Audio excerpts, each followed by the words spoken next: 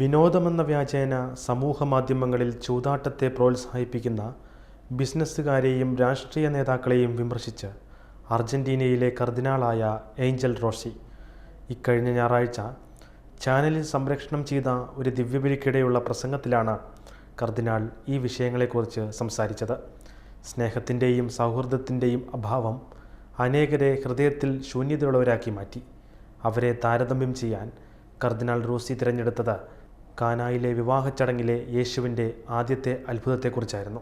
ഇന്നത്തെ തലമുറയുടെ ഒഴിഞ്ഞ ഭരണികളാകുന്ന ഹൃദയങ്ങളിൽ തിന്മയുടെ വിത്തുകളായ മയക്കുമരുന്ന്, ചൂതാട്ടം എന്നിവ സമൂഹത്തിലെ ഉന്നതരായവർ തന്നെയാണ് കുത്തിനിറയ്ക്കുന്നതെന്നും കർദിനാൾ വിമർശിച്ചു. അതെല്ലാം ആ ശൂന്യതയ്ക്ക് പരിഹാരമാണെന്ന് അവർ വിശ്വസിക്കുന്ന അവസ്ഥയിലേക്ക് കാര്യങ്ങൾ നീങ്ങിയിരിക്കുന്നു എന്ന യാഥാർത്ഥ്യവും കർദിനാൾ ചൂണ്ടിക്കാട്ടി. കർത്താവാണ് ആ ശൂന്യത നിറയ്ക്കുന്നതിനുള്ള ഏക പരിഹാരമെന്ന് തിരിച്ചറിയണമെന്ന സന്ദേശമാണ് കർദിനാൾ പകർന്നു നൽകിയത്. നമ്മുടെ ഓരോരുത്തരുടെയും ജീവിതം കാനായിലെ കല്യാണ വിരുന്നിലെ വെള്ളം നിറച്ച കൽഭരണികൾ പോലെയാകണം.